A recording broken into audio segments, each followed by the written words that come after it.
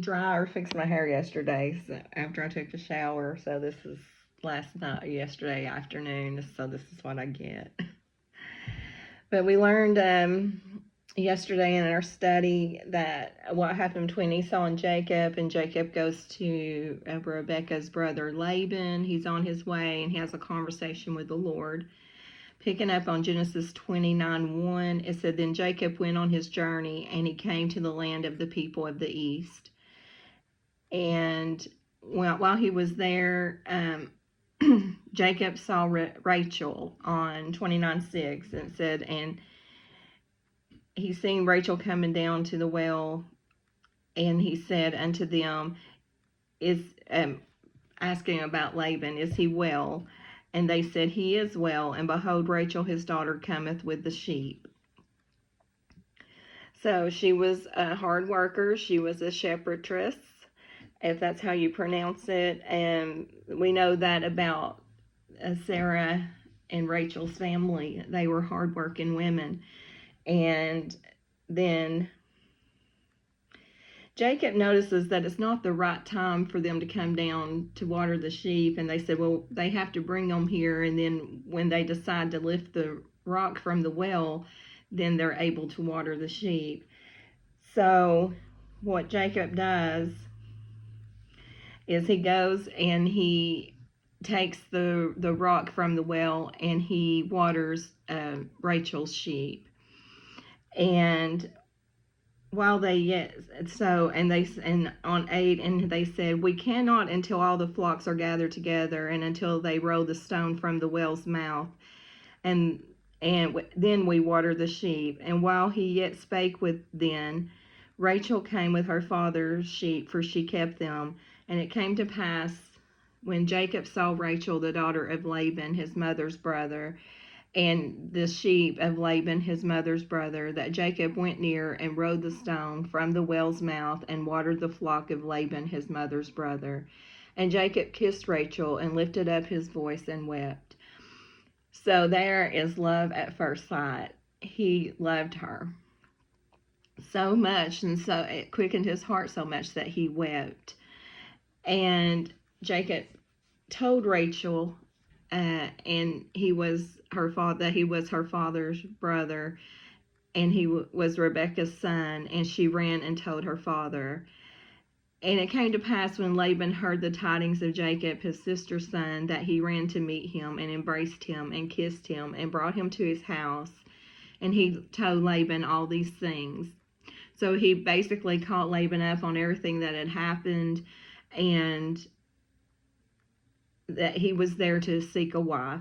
And of course, we know that he wanted Rachel to be his wife. And if you read through there, you see that Laban had an older daughter, Leah. And in their custom, it wasn't, you can't give the younger before the older daughter in marriage. So he tells Jacob, if you serve 7 years for me, I will give you Rachel to wife. But we know after, and it seemed like no time had passed, because the love he had for Rachel was so great. It just felt like no time had passed, and he was ready to wed Rachel. And Laban sent him his older daughter, Leah. And in the morning, Jacob realized what had happened. And he was upset, and he went to Laban and he said, this is our custom. If you serve me 7 more years, you can have Rachel also as a wife, but complete the week, give Leah a little time with you, and then you can have Rachel, which he did that. And then Jacob served the 7 more years for Rachel. So altogether, he was working for 14 years altogether, and for the wives, just for the wives.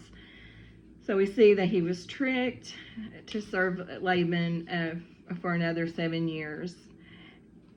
And then in Genesis 30 and 30, it says, for it was little much how thou hast before I came, and it is now increased unto a multitude, and the Lord hath blessed thee since my coming. And now, Oh, I am so sorry.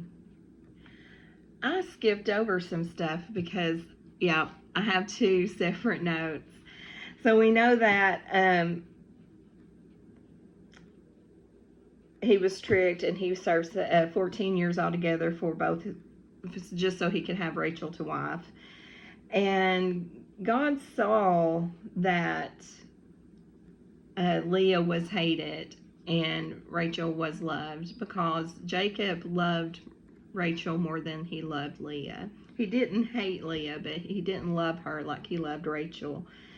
So God closed Rachel's room. She was barren at this time.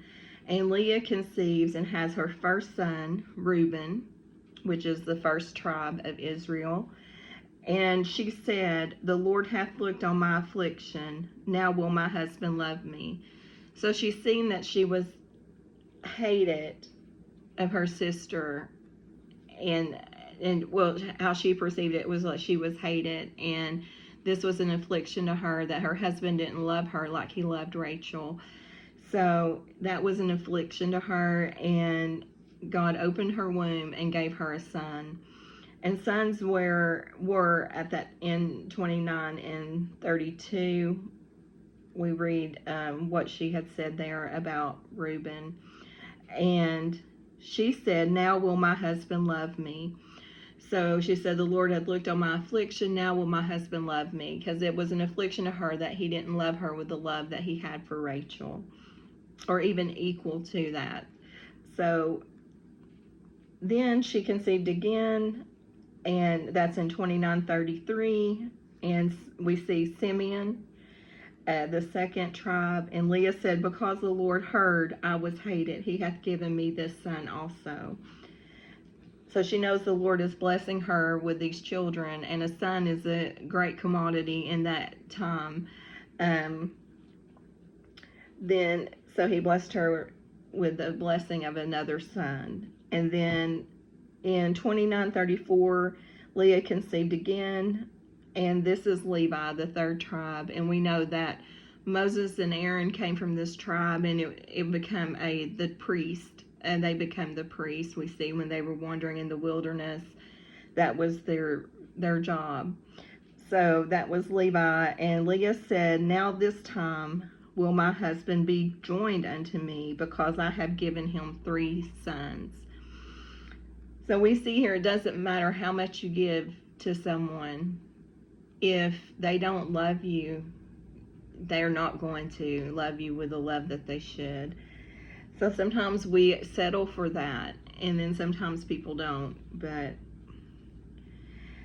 then Leah conceived again in Genesis 29:35, and she had Judah, which is the 4th tribe.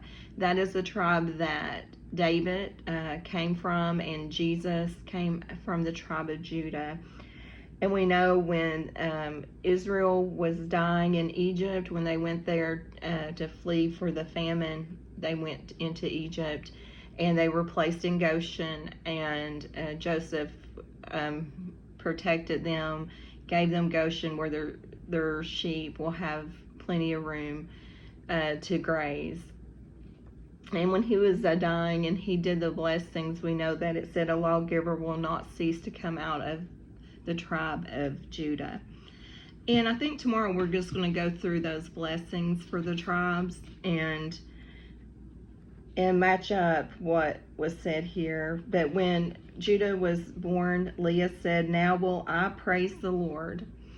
So every time before, she was worried about wanting her husband's love, but that time she just praised the Lord. She didn't even mention him joining to her. I think she had gave up hope of that at this time.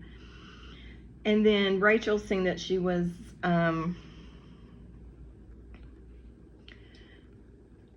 she wasn't able to have children, she was barren. So it troubled her that it was to her like her sister had this over her. She had the love of Jacob, but she wanted more. She seen the love Jacob had for the children, and she got jealous that Leah was able to provide these children.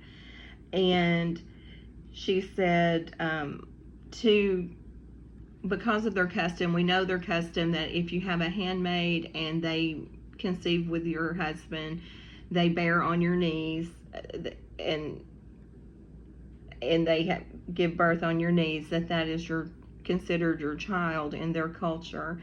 As we've seen that Sarah tried to do that, but it didn't work out for Sarah because the handmaid ended up despising her.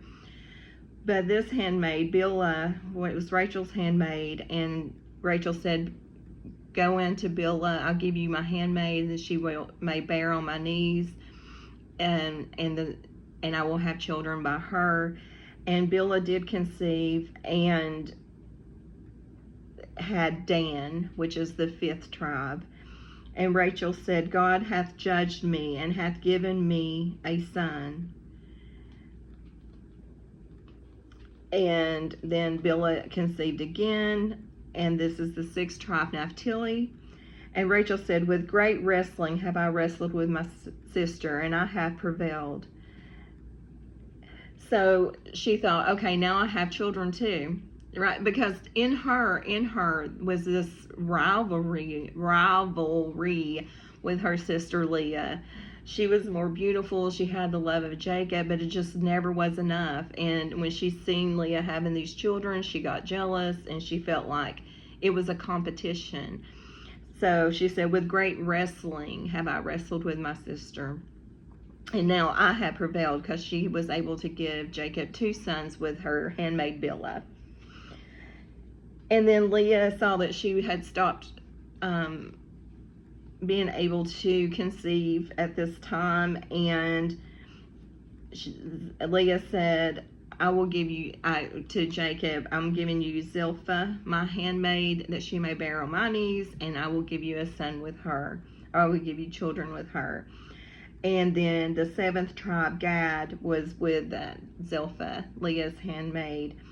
And then Leah said, "A troop cometh." And then Zilpah conceived again and had the 8th tribe, which is Asher. And Leah said, "Happy am I, for the daughters shall call me blessed." So now she's not worrying. She's praising God, and she was like, she felt strong and powerful, because when Gad was born, she said, "A troop cometh." And then she said, the daughters, with Asher, she said, "The daughters will call me blessed." So then Leah had entreated God to be able to conceive again. And we know that I'm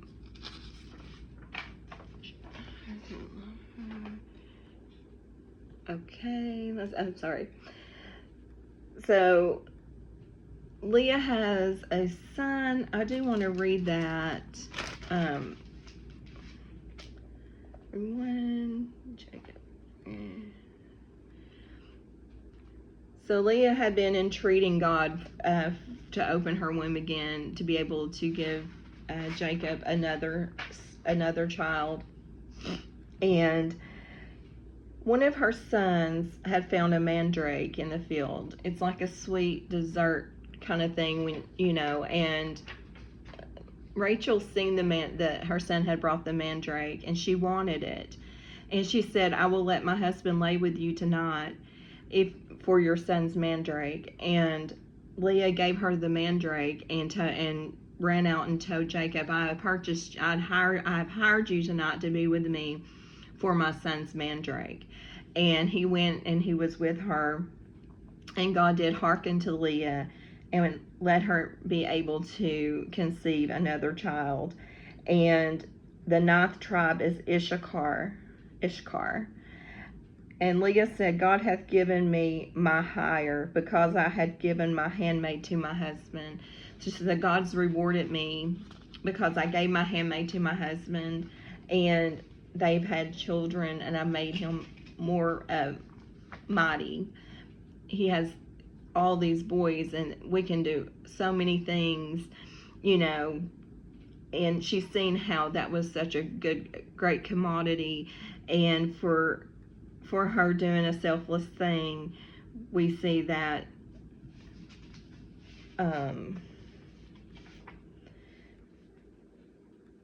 that was Leah's fifth son and the ninth tribe. And then Leah has another son, and Leah's sixth son is called Zebulon. And Leah said, "Now will my husband dwell with me, because I have borne him six sons."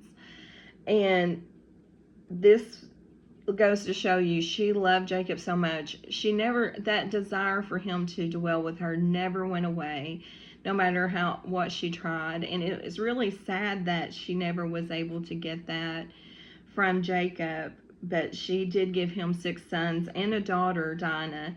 They also had a daughter. Now, Rachel is still jealous, and she sees that she hasn't triumphed over her sister by giving her handmaid to him. But in Genesis 30:1, I may have went too far when I was looking for something.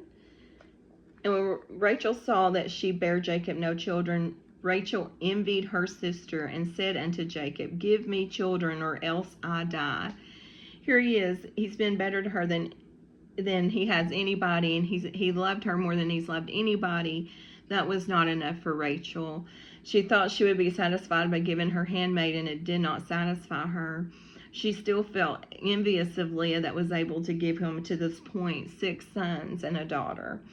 And Jacob gets angry at Rachel, because we see here in 2:30, and Jacob's anger was kindled against Rachel, and he said, "Am I God in God's stead, who hath withheld thee from the fruit of the womb?"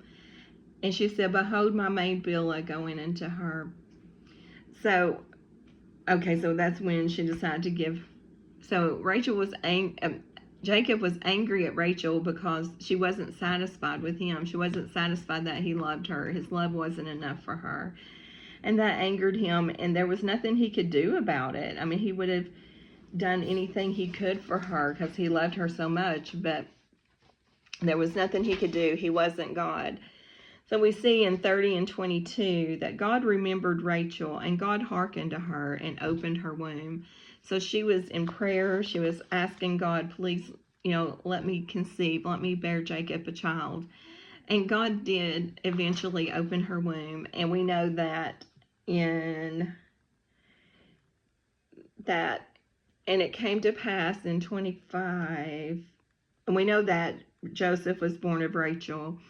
And Rachel said, when she had born Joseph, "God hath taken away my reproach, and said, the Lord will add to me another son." So we see that when Leah was being hated and envied, and the love of her husband wasn't toward her, she praised God. She looked to God. Rachel, however, was thankful that God opened her womb, but she wanted more. She always wanted more. She said, "Okay, God hath taken away my reproach, and said, the Lord will add to me another son." And he does. And we know that is Benjamin. You can read about when she had Benjamin in Genesis 35:18. And there was a lot of stuff happened. They had to flee from a country because of their sons there was a lot of stuff happened. It was horrendous. They went down to this country, and they took Dinah, their sister, who was beautiful, and one of the higher up people raped her. And he did love her, and he went to Israel, or Jacob, and asked to marry her. And Jacob said, "Okay, if everyone is circumcised," because we know that God had required circumcision for Israel. And he said, "I'll give my daughter to you if your males are circumcised, and then your daughters can marry our sons, and our sons can marry your daughters." After this point. But Dinah's brothers didn't like this. They said, "What? We're going to make one of the daughters of Israel a harlot, to be sold, to be treated this way?" So her brothers went, and in the night after the circumcision, like when you're the weakest, and they destroyed that country. And then after it happened, Israel or Jacob told them, you made a reproach to us. We have to flee because the other countries are going to hear what happened, and they're going to come after us, and we won't be able to withstand them. And in the way, and then of course Rachel was pregnant with Benjamin, or Benoni, but Israel called him Benjamin, or Jacob called him Benjamin. And she died in giving birth. So there was nothing said of Benjamin. He didn't get something said after his birth because his mother died in bearing him. So then we're at the point where all the tribes are born. After Joseph was born, of course, before Benjamin, he went to Laban and he said, I have worked for you all these years, and I see that what you have now is more than what you had before I came. So, I've done faithfully with you. I've done well with you. And Laban acknowledges that. He says, I know God is with you, and I know that I've increased since you came. And he makes a deal with Jacob to work for him longer, and he would give him flocks. And Jacob agreed with Laban to work for him for flocks. And then we're going to pick up where he goes out from Laban and later, but I think I'm going to go back and go into Exodus, where I believe it was Exodus, or maybe the end of Genesis. It's left me where it's at, but I'll find it. And we'll go over those blessings that Israel blessed the tribes with. And we know that Joseph's blessings went to his two sons, Manasseh and Ephraim, and they took his spot. They were a shared tribe, Joseph's children. And there is a reason why it went to his children, and I can't remember what it was. And I'll have to look that up as well, but we'll get there, and we'll do that tomorrow. It was good talking to you all, and I did want to leave with a verse, and I just usually let God lead me right when I'm talking to the verse. So, and I'm landed here in St. John 11:40. And Jesus saith unto her, Said I not unto thee that if thou wouldest believe, that thou shouldest see the glory of God? So this is talking to Martha, Lazarus' sister. And if we believe, we will see the glory of God. So we got that done, and just know that I love you, but Jesus loves you so much more. Thank you guys for listening.